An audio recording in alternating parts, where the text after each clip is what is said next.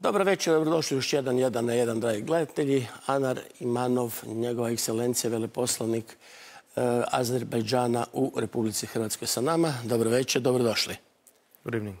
Hvala vam na vašem vremenu. Znam da ste imali prošli tjedan putovanja, da ste prepun posla i zato vam hvala što ste došli u našu emisiju.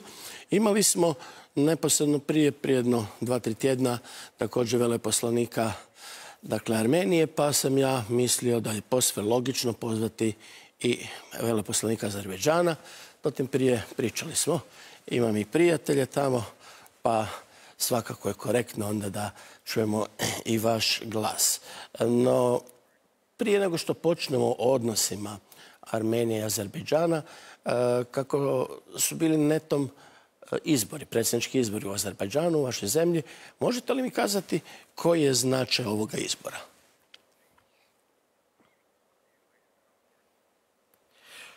First of all, let me express my gratitude to you for arranging this interview and giving me chance to make acquainted the audience of your TV program with issues which are important for my country, Azerbaijan, and processes which are going on in South Caucasus region.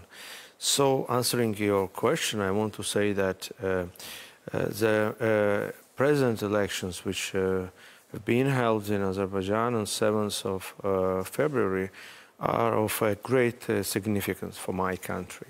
First of all, because first time in our, let's say, new post-Soviet history, elections have been held on entire territory of Azerbaijan. Since recently, Azerbaijan has been liberated all its lands which were occupied by Armenia for almost 30 years. And it was the first presidential elections held on the entire territory of the country. So this is very important for us. This is an event of a great significance. Then I want to say that over decades, the policy, both internal policy, domestic and foreign, all what we planned, everything was focused on solving the problem we faced and the problem with the aggression against our nation. Everything was directed on returning the territories we lost during the First Karabakh War, the territories which were occupied by neighboring Armenia. And in September 2023, we reached that goal. And now we are facing the new period of our history.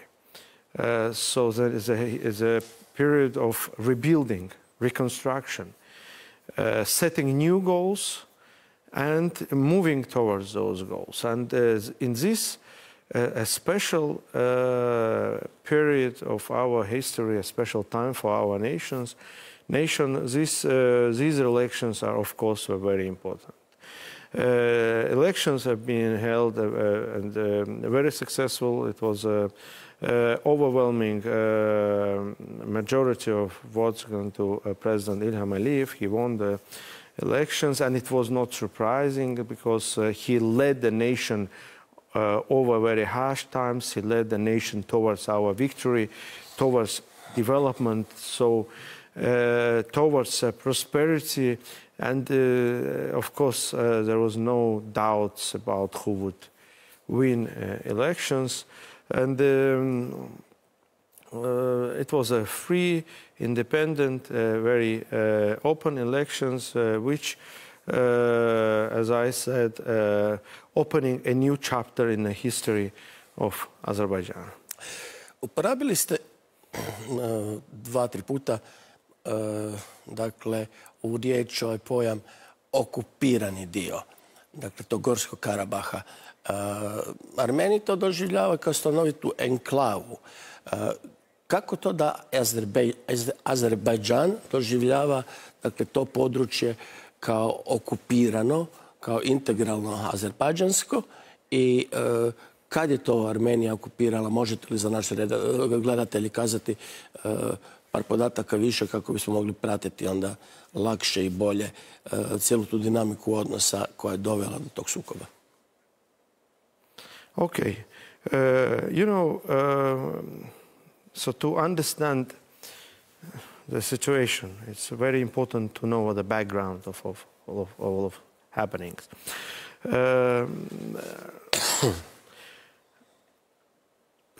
When Azerbaijan joined the Soviet Union, there was no territory called Nagorno-Karabakh Oblast or whatever. There was a Karabakh region of Azerbaijan in 1920 when Azerbaijan lost its independence and later on when it joined the Soviet Union. Then there was a massive relocation of Armenians by the Soviet leadership, by Moscow, to our lands and to the Karabakh region of Azerbaijan. And then those regions where the Armenians were relocated, those regions were, in those lands, they established artificially a region which Moscow called Nagorno-Karabakh Autonomous Oblast. And that region was a part of Soviet Azerbaijan, still, of course, for many decades, but it was an autonomous oblast.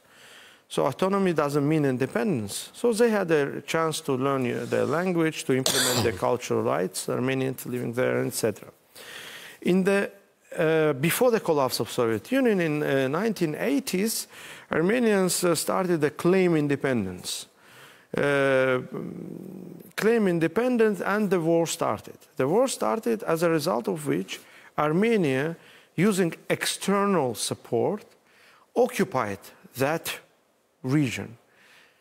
And not only that region, but also 7 surrounding regions, surrounding provinces of Azerbaijan, where Armenians never lived, expelling about 750,000 Azerbaijanis from those territories. So it was about 250,000 Azerbaijanis were forced to leave Armenia, and about 750,000 were forced to leave those territories. A lot were killed, a lot were injured and became IDPs. So when we say that our land occupied, it was clearly occupation. And what is very much important, that it was, there was a legal base. It was acknowledged by international community fact of occupation. Because in 1993, when the process of occupation was going on, United Nations Security Council adopted 4 resolutions which clearly mentioned that this is a territory of Azerbaijan, it is occupied by Armenians, and those resolutions demanded, important, urgent, unconditional, and full withdrawal of Armenian armed forces from Azerbaijani territories. So it was a clear position of United Nations Security Council on the fact of occupation. Unfortunately, those resolutions left on the papers. They were never implemented. So sometimes you see that they were, there is international law, and implementation of international law depends on a decision of big nations. It is unjust, it is unfair, but this is how it is. Upravo ova situacija je, vaša ekscelencija, dopustite mi da malo sad proširim stvar, me nagoni da se zapravo na neki način ispričam. Iz turske ambasade, iz turskog veleposlanstva dobio sam jedno krasno pismo šefa, dakle, odpravnika poslova, u kojem mi objašnjava kontekst iz 1915. Ja sam upotrijebio dosta snažnu riječ govoreći u emisiji sa veleposlanikom Armenije o genocidu iz 1915. Mnogi o tome govore, ali u kontekstu tog obrazloženja zaista je možda sretnije kazati stradanje, veliko stradanje armenskog naroda i pustiti diskusiji znanstvenicima da donesu tu presudnu ocjenu, tako da, evo, na intervenciju turskog veleposlanstva, a i u kontekstu ovako širih objašnjenja stvari koje mi možda ovdje nedovoljno razumijemo, jer ih i povijesno nismo učili u toj mjeri da bi ih svatko odmah razumio, sam bio dužan to kratko objašnjenje i na neki način i ispriku zbog tako snažnog izraza. Ono što još samo ukratko vas želim pitati kod tih nejasnoća. Stekao sam dojam da postoji još jedan veliki prijepor. Veleposlanik Armenije rekao da Azerbajdžan danas cijelu Armeniju zove zapadni Azerbajdžan. Da uopće ne uvažavate njihovo postojanje. Je li to istina? Okay, well, first of all, about what you said, so-called genocide in 1915, which Armenians claim that Ottoman Empire committed against Armenians living in Ottoman Empire. It was a First World War. During the First World War, a lot of people lost their lives. Armenians were part of a big nation, a big country, which was the Ottoman Empire. So they actually started certain military activities against empire, against Turkish forces, actually not against militaries, but against, civilians. While Turkish army was in a war, so they actually, it was kind of clashes, and to claim that it was genocide, it is wrong, unlawful, and I don't think that it was a genocide. Let me just tell you that, Armenians killed not less civilians during those clashes than Turks killed militaries of Armenians. Then Turkish position was very clear about that. So if you claim that there was genocide, let's open all archives. Let's open archives of which are in Turkey, in other capitals, European capitals, and see, let historians say what happened. But Armenian side refuses to even discuss the fact that what happened. They just say that it's happened and that's all. So that's why, without any proof, without any evidence to say that it happened, yes, there were killed people of many nations lived in Ottoman Empire, including Turks and Kurds and etc. So that claim is, I think, it is false and unlawful. And another question was about... Riječ je o tome da Azerbajdžan danas naziva Armeniju zapadnim Azerbajdžanom, da njećete njihovo postojanje. Okay, well, Azerbaijan position is very clear. Azerbaijan recognized territorial integrity of Armenia as long as Armenia recognized territorial integrity of Azerbaijan. So why we call some territories which are now considered as a territory of Armenia as a Western Azerbaijan, because, there is a clear fact. There is a clear fact. In 1918, Azerbaijan, after collapse of Russian Empire, became independent. And the independence of Azerbaijan was recognized by a Paris Peace Conference in 1920. In 1920, with a map attached, and on that map, some lands which are now part of Armenia, they actually belong to Azerbaijan. But later on, Soviet leadership, when we became a part of Soviet Union, Moscow decided to give those lands to Armenia. But today, by the way, 100,000 of Azerbaijanis were expelled from those lands, and a lot of cultural and religious and historical monuments, actually our heritage was completely destroyed there. But as a matter of fact, since it is a part of territory of Armenia, Azerbaijan clearly states now, we recognize territorial integrity of Armenia, as long as Armenia recognizes territorial integrity of Azerbaijan.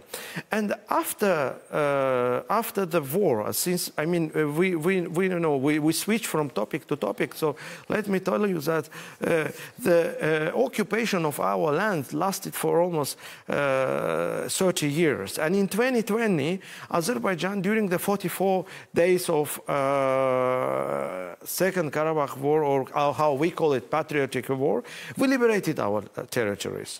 And after we liberated our territories, despite on the fact that we suffered so much, we lost so many people, that almost a million of our compatriots lived in a very harsh conditions for decades, we said, okay, let's move to future. Let's build peace.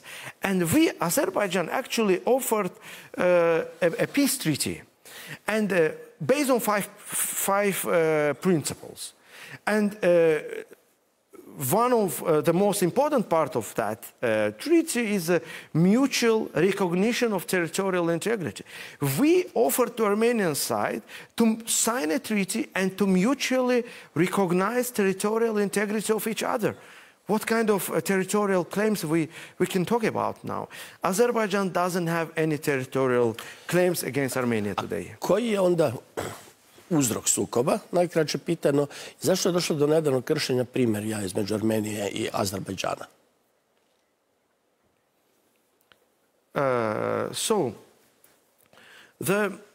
As I said already, the cause of conflict was territorial claim our neighbor Armenia against Azerbaijan.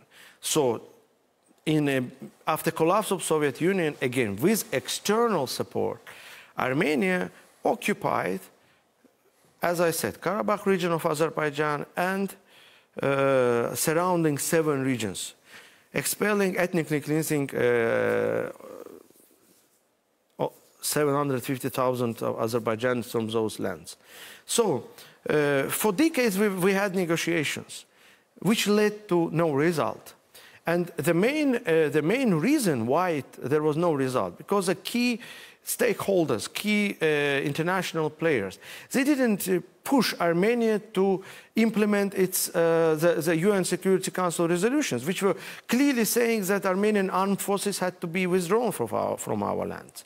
So, in 2020, during the war, we liberated our territory. We liberated, but by the way, it's a similar situation like Croatia had during its war in the 90s here.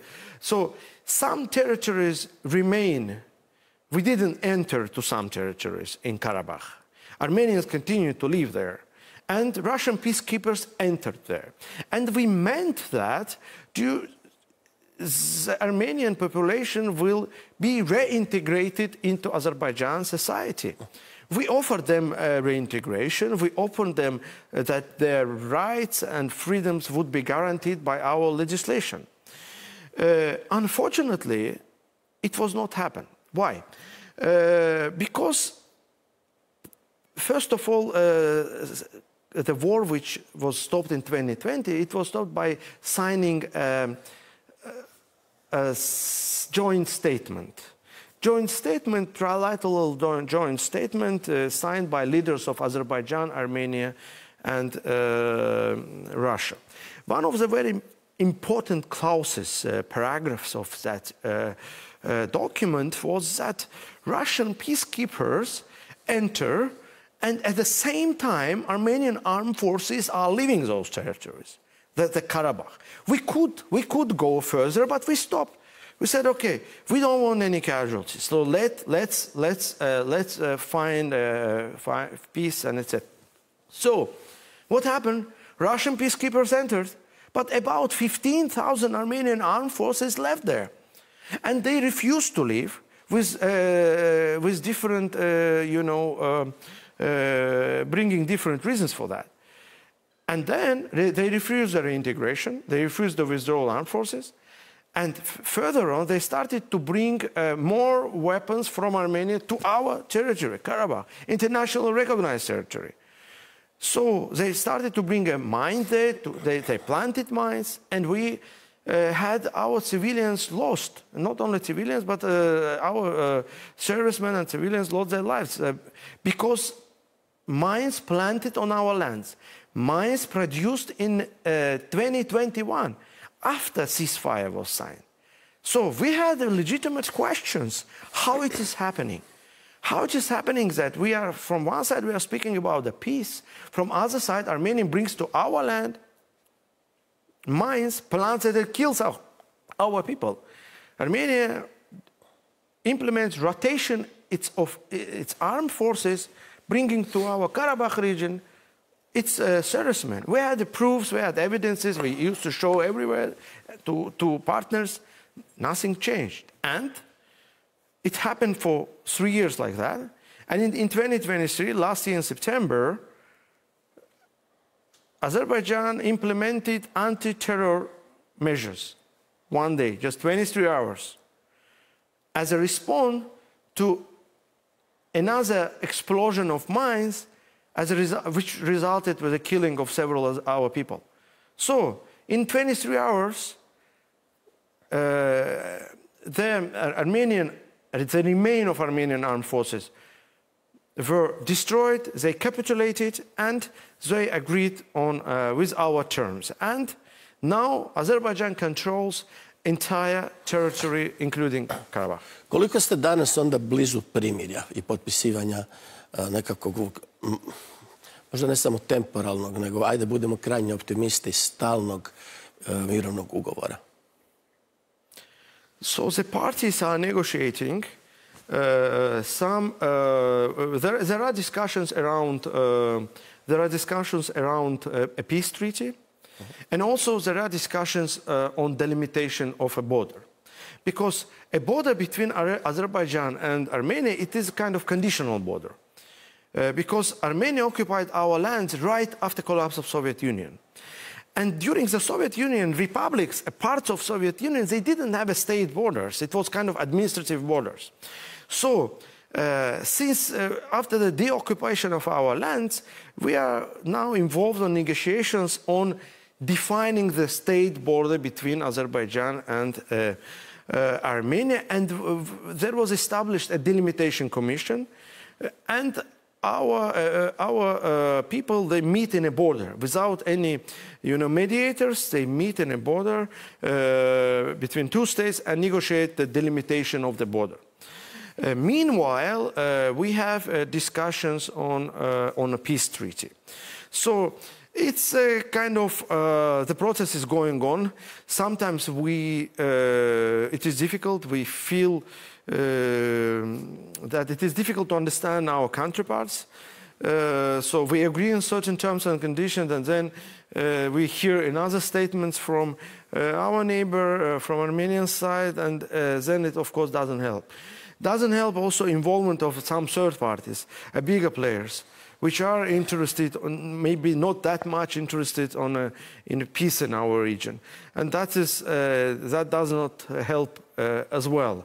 So the last meeting between two sides was held recently in a Munich conference in Germany. It was as it was considered by both sides, quite a fruitful meeting, with the facilitation of leader of Germany, Mr. Scholz. So the sides agreed to meet, to arrange a meeting of ministers of foreign affairs soon. So in this week, actually, as a matter of fact, in Berlin, the meeting will be held. So we in Azerbaijan want peace. We in Azerbaijan want to sign a peace treaty as soon as possible, to open infrastructure, to open our transportation and economy links. Actually, opening of transportation links was a part of that trilateral statement as well. One of the paragraphs used to say, or said that Armenia guarantees opening a direct route from western regions of Azerbaijan to its exclave Nakhchivan. So unfortunately, Armenia failed to implement its commitment, so all transportation lines are still closed, but we do want and we do hope that transportation links in our region will be open, and it will definitely benefit to economic development of all nations of our region. Kad spominjete i treću stranu i naravno velike sile, ajmo za početak upitati kakav je odnos danas Azerbajdžana sa Europskom unijom? The relations between EU and Azerbaijan are very good. It is a long-lasting cooperation, which we have a very fruitful cooperation for decades, and these relations are continuing developing. Azerbaijan significantly contributes to providing energy security of EU. Azerbaijan is a reliable, important partner of EU in energy, and we are continuing our cooperation. Would be great if some spoilers will not affect with their some internal affairs. So some nations bring their some internal issues, internal affairs onto the EU level, and just play a role of spoilers. That would not is not helpful. But all in all, we are happy with cooperation with between Azerbaijan and EU, and we would like to further deepen these relations. Also, Azerbaijan supports the initiatives of Mr. Michel on Charles Michel on his facilitation of negotiations between Azerbaijan and Armenia. Ne mogu naravno ne pitati i o tome kakvi su odnosi Azerbajdžana i Hrvatske. Počnemo recimo, ajmo sa ovim ratnim stvarima. Prvo, kako smo mi imali, sami ste spomenuli Domovinski rat, dakle rat 90-ih. Imamo tragično, jer mnogi su naravno stradali, iskustvo miniranja i mi. I upravo iz našeg iskustva razminiranja, kakva je suradnja recimo u tome?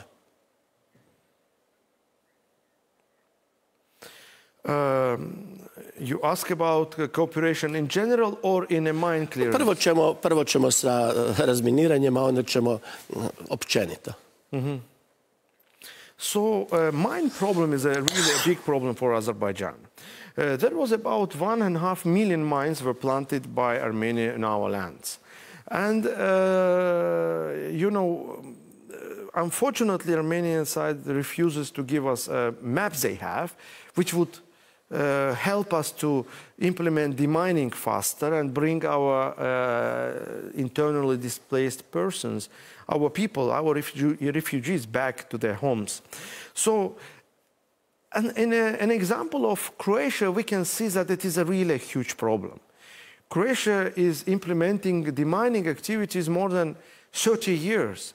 And only now it is close to finalizing of those activities. So many lives lost, so many efforts, so many financial and manpower was put on solving this a huge problem. So for us it is of course the same. We have a big problem ahead of us, and we working hard to solve this problem. And in this regard, of course, the support of our international partners is crucial. And I'm happy to say that Croatia, among those who extend its support, expressing its will to share its experience of demining with Azerbaijani partners. That's great. I'm on behalf of my nation, I want to express gratitude to our Croatian friends and partners, and especially to Mr. Prime Minister Plenković for providing a special, dogs which are involved on demining activities as a support to Azerbaijan. It is good. it is important. We appreciate that. Looking forward further work with our friends in Croatia on demining activities. One of four foreign companies involved on demining activities on the ground in Azerbaijan is from Croatia. And Croatia has more than 40 companies in this field, so there is a big potential. Htio sam sad pitati, kad ste me pitali mislim li na općenite odnose, da, mislim jer naravno da znamo da je velik uvoz nafte iz Azerbajdžana, ali se dostavljam vama da razložite koji su ostali naši odnosi i naravno dodatno pitanje, postoji li mjesta razvoju tih odnosa? Energy cooperation is a crucial one, of course, between our nations. It is the one which both sides are benefiting from. This is important. Azerbaijan plays an important role in providing energy security of Croatia. And for us, Croatia is a good market for our energy resource, oil, first of all. And we are looking forward to further develop this cooperation.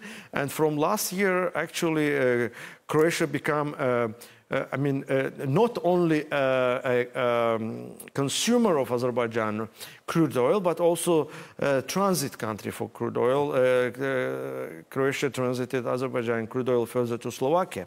So that's good. That's something new in our energy cooperation. Both sides involved on discussions on possible gas cooperation, how to bring Azerbaijani gas to Croatia. There are several possibilities, interesting discussions, and we are looking forward to further discuss this issue with partners. But energy, as you said, it is not the only field of possible cooperation. Da, htio sam dodati kako je ta trgovinska, recimo, gospodarska suradnja, razmjena. Odmaknemo se sad od energetske, iako, kao što vi kažete, ona je fundamentalna i u postocima, ja mislim da je to glavnina zapravo u ovom trenutku našeg uvoza nafte preko Azerbajdžana. Ali proširimo to evo na ukupnu suradnju. Both sides are keen to further developing non-energy sphere of mutual cooperation. We identified several fields which are quite promising, for example, pharmaceutical or high-tech, which are Croatia very strong. Also, agriculture products, trade. So we are quite actively working on that direction. And let me tell you that in a few weeks, in 2 weeks, in Azerbaijan, there's a plan to be held a third meeting of Intergovernmental Commission on Economic Cooperation between two sides. And both sides involved on organizing of a business forum during this and the sidelines of the Commission. We believe that these activities would help us to boost the trade and economic cooperation between two sides and to offer a platform to businesses from both sides to come, meet, and to discuss spheres which they would find interesting for them to work together. Let me tell you that there was very important arrangements during the visit of Mr. Prime Minister Plenković to Azerbaijan in November last year. And I can assure you that in 2024 and in years to come, we will definitely see outcomes of this very important visit, during which, as I said, both sides reached important agreements on further strengthening all-in-all cooperation between two countries, but in particular economy and trade cooperation. And also, let me tell you that the lands which I told you we liberated, so in those territories about more than 900 cities and villages completely destroyed. they were completely destroyed during the occupation. And when you see, it's like nuclear bomb was, you know, it's a result of nuclear bomb. And it wasn't as a result of... Ko je razorio ta mjesta? It was destroyed by Armenian side. If it is possible to show some photos... Armeni kažu da su oni morali, možda da napunimo to pitanje sa ovim famoznim pitanjem o 100.000 izbjeglica iz Gorskog Karabaha. Dakle, s jedne strane imamo, da, zaista ovo izgleda stravično. Strahotno. Mi imamo Vukovar takav, ali kad vi spomenete desetke takovih gradova, mogu samo naslutiti razmjere te tragedije. Kako sad pomiriti iz naše perspektive nas koji smo suočeni sa svim tim sad podacima ili recimo ako zovem slikama razaranja, s jedne strane imamo njih, a s druge strane podatak o 100.000 Armenaca koji su otišli iz Gorskog Karabaha. Koja je to dijalektika? Oni su napuštajući sve domove sami to razorili ili je to plod vojnih akcija ili kako? Okay, let me tell you. As I said, Armenia occupied Karabakh region of Azerbaijan, also 7 provinces around. It's a big territory. It's a little even bigger than current Lebanon, state of Lebanon. It's a big territory. So, after they occupied those lands, they never lived on those 7 provinces which were occupied and where Armenians never left. So they continue to live on some regions of Karabakh where they lived before.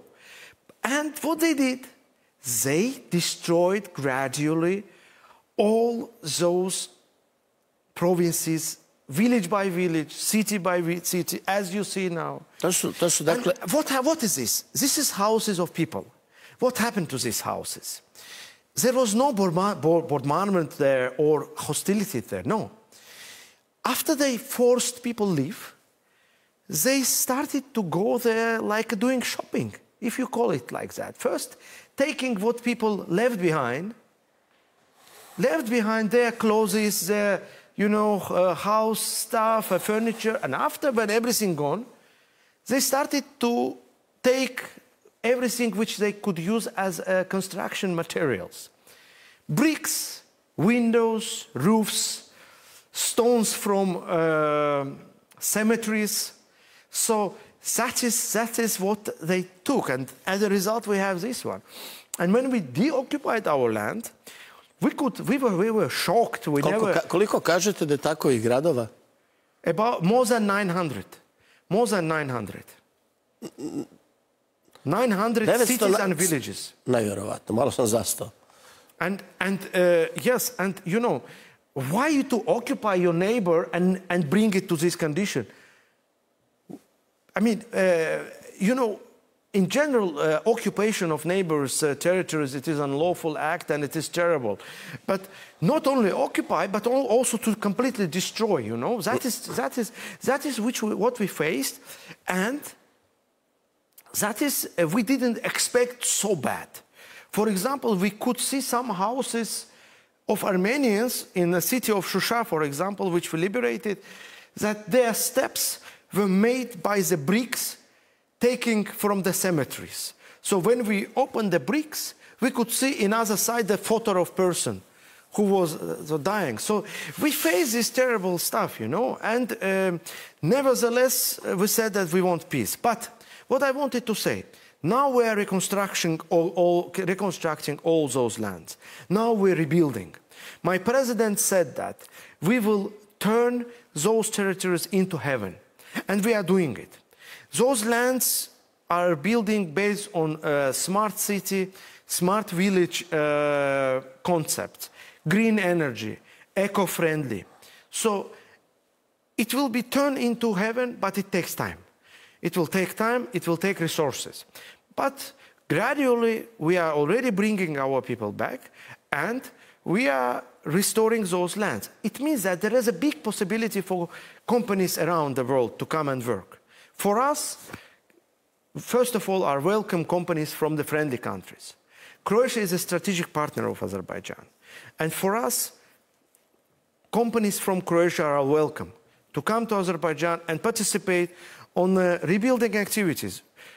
Croatia has a great achievements in high-tech, you know, in a smart city concepts implementation, so, and other fields. So, and let me tell you, some companies, I don't want to, you know, announce from now, but some companies already got very important projects in our liberated lands, and more welcome. And that will open a new opportunities for our Croatian friends to come to work in Azerbaijan and develop business contacts.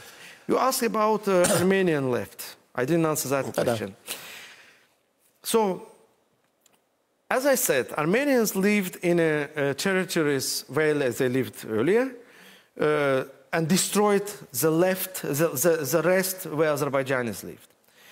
Meanwhile, they also brought to the Karabakh Armenians from Syria, from Lebanon, from some other countries. Even though it was unlawful, because based on Geneva Conventions, the occupying power cannot change the demographic situation in occupied lands, and they bring new people there. It is against international law, but they didn't care that. So they relocate some Armenians to those lands, some used to live there. So after we implemented anti-terror action, 23 hours, which in September 2023. By the way, during that action, no city or village or something was, no house, no half house, no door, no window was in any kind of way damaged during our action. No civilian was suffered during our action. The action, the military measures, they were directed solely towards those militaries, Armenian militaries, which left on our lands, which, as I said, were about 15,000. So, Armenian side agreed that we are capitulating, so no more Nagorno-Karabakh Republic, so-called, as they announced. We agreed, demolished it. We agreed to, you know, to with the terms of Azerbaijani side, so there will be no separatism anymore. Azerbaijan will control that territory. We agreed that the separatists will cease their activities, and our state organizations will gradually start to operate on those lands. Meanwhile, we offer to Armenians reintegration. Azerbaijan established, first of all, we came up with a plan. We said that, look, you will enjoy all rights and freedoms like other national minorities in Azerbaijan enjoy. Those rights and freedoms, actually the security of yours is being guaranteed by Constitution of Azerbaijan. We guarantee you security, and you are free to leave, to stay, and continue to live in our territory.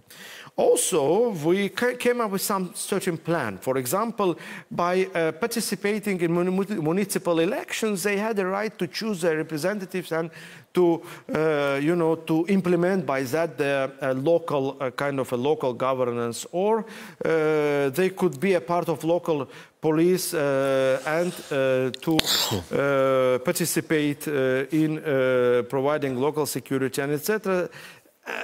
You know, they had the right to have schools in Armenian language and etc. So everything was offered to them, those rights which are internationally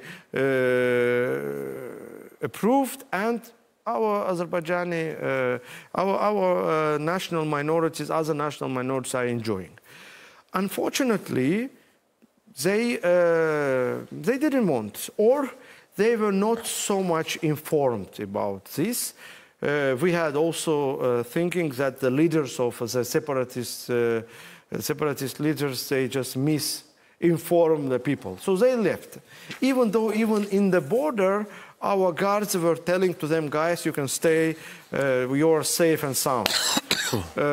Well, even after they left, Azerbaijan set up a website which called Reintegration. And that website gives a vast opportunity for Armenians who left our territories to come back and to be reintegrated. They apply because there is a certain rules. You want a citizenship or you want a resident permit, and etc. Those who were not involved on crimes against our people, but there were some crimes. And by the way, I want to say that today is 26th of February, and exactly on 26th of February, 1992, Armenians committed genocide, but on our lands, killing hundreds of people and children and women, and in one of the cities, towns in Karabakh, the town called Khojali. So those who involved in crimes against Azerbaijan, of course, they have to be brought to account. Those who not, they are free to come back and be reintegrated. So we offered the reintegration chance, the possibilities for Armenians who left, even though that website was blocked by Armenian authorities in the territory of Armenia. Strangely. So from one side they say that they want those people to return to Karabakh, from the other side they block our website about reintegration. Also, I want to say that earlier I mentioned there were about 250,000 Azerbaijanis left Armenia. So we expect that Armenia will also come up with a certain plan for those Azerbaijanis to return to their homes in Armenia, as we offer it to Armenians who were forced, who were considered that they cannot return, but they're forced to stay. I think in Armenia because, as I said, why Armenian government would block reintegration possibilities for them which we offer. So probably they don't want them to return. But anyway, for us it is my last thought. I'm sorry for the long. You know, for us, what is very much important, we offer reintegration rights and possibilities for Armenians who left Azerbaijan, but we expect the similar will be similar conditions will be offered for Azerbaijanis who left Armenia. And we hope that our international partners would accept and agree that the rights of Azerbaijanis who left Armenia not less important than rights of Armenians who left Azerbaijan. Tu smo na kraju emisije i htio sam samo pitati još jedno dodatno pitanje koje je potpuno izvan ovog konteksta. Koliko Hrvati odlaze u Azerbajdžan, koliko mi poznajemo Azerbajdžan i recite nam, ako kanimo posjetiti Baku i ostatak Azerbajdžana u ovoj situaciji, što možemo očekivati? Možemo li se slobodno kretati, možemo li posjetiti mjesta od kulturne, povijesne važnosti? Well, you know, Croatian and Azerbaijanis are friends, and we would be, you said how many Croatians visiting Azerbaijan, not as many as I would wish, really. So we want to have more Croatians in Azerbaijan and more Azerbaijanis in Croatia. And next week we will have this business forum in Azerbaijan. We hope that also it will be a good chance for tourism companies to meet and to discuss the possibilities of increasing mutual visits. For Croatian friends, I want to say that you are welcome in Azerbaijan.